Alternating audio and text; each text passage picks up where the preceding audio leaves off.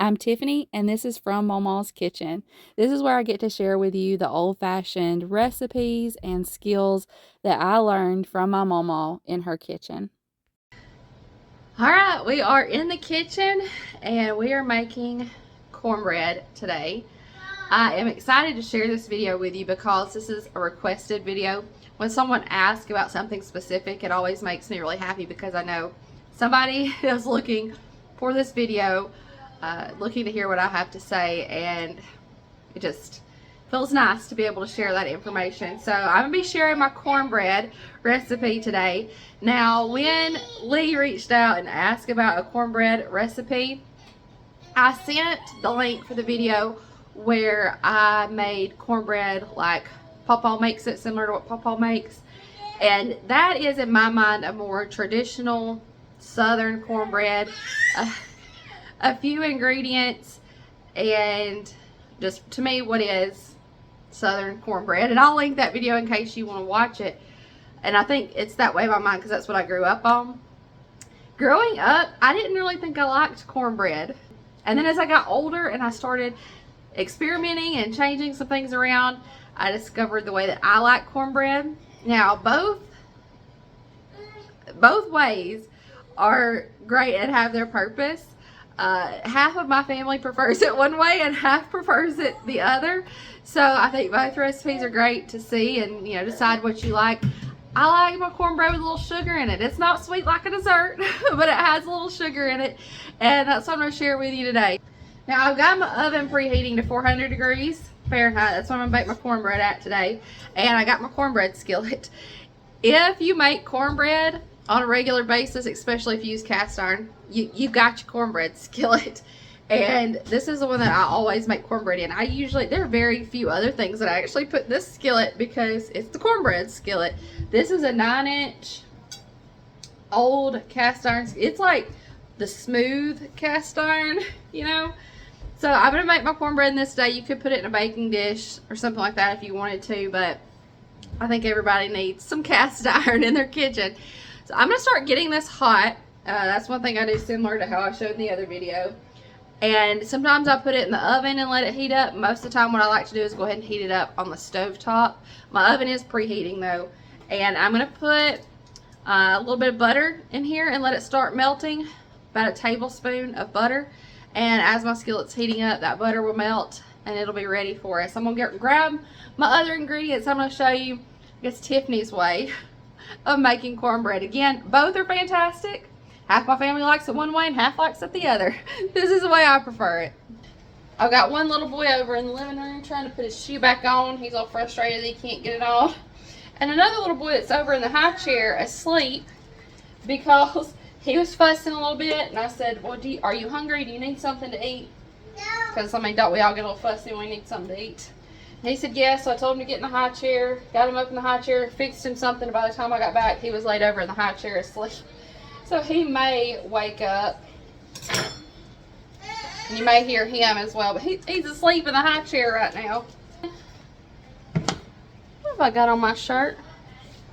Ain't no telling. It looks like little fingers. Little fingers were dirty and grabbed me. Now, most of the time when I make this, I don't measure. So I'm going to try to measure for you today.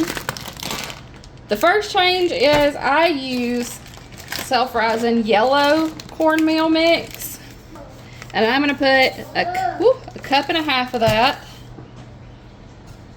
For years now, I bought the Martha White self-rising yellow cornmeal mix. A half a cup of self-rising flour. This is about a tablespoon of brown sugar. Justin walked in just in time to catch me making cornbread with sugar in it. It's not what you prefer, is it?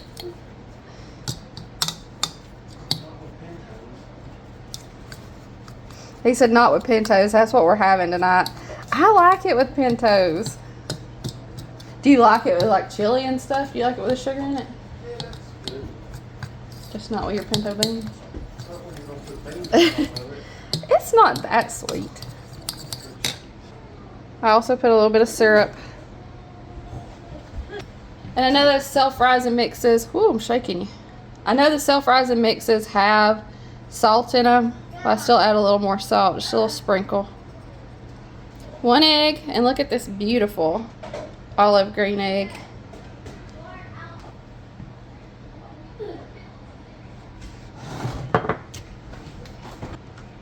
I don't usually measure the milk. Well, let's try to measure it today so we can tell you how much.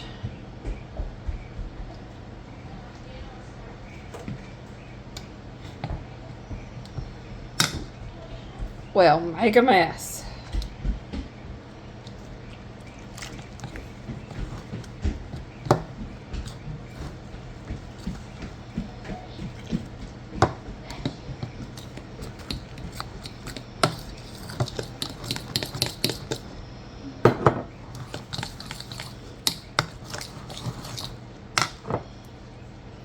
Yeah, it's a cup of milk.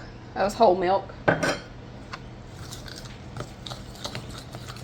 Minus the like teaspoon that I poured out of the bowl.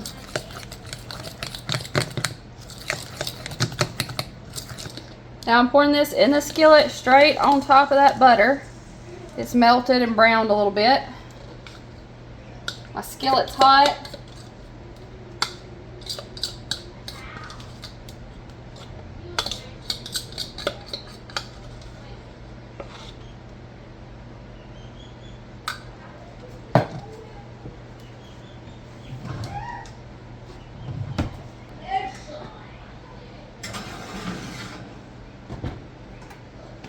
I put that in my oven. It was preheated to 400 degrees Fahrenheit, and I'll just keep an eye on it and let you know how long it bakes. I usually just look at it and I know when it's done, so I'll set a timer and I'll let you know how long it took.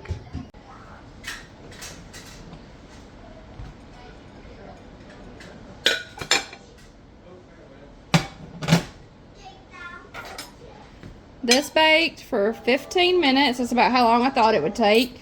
And just turned it out and we'll put a butter knife under it so that it doesn't sweat up against the plate.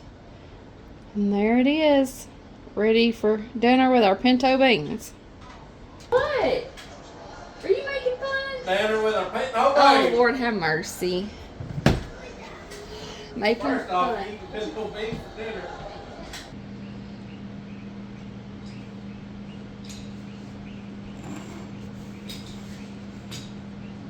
Thank y'all for watching the video. I would love to hear how you make cornbread, what kind of recipe you use. Do you like to put sugar in your cornbread? Y'all get in the kitchen, make memories with the people you love. I'll see you in the next one. Bye, y'all.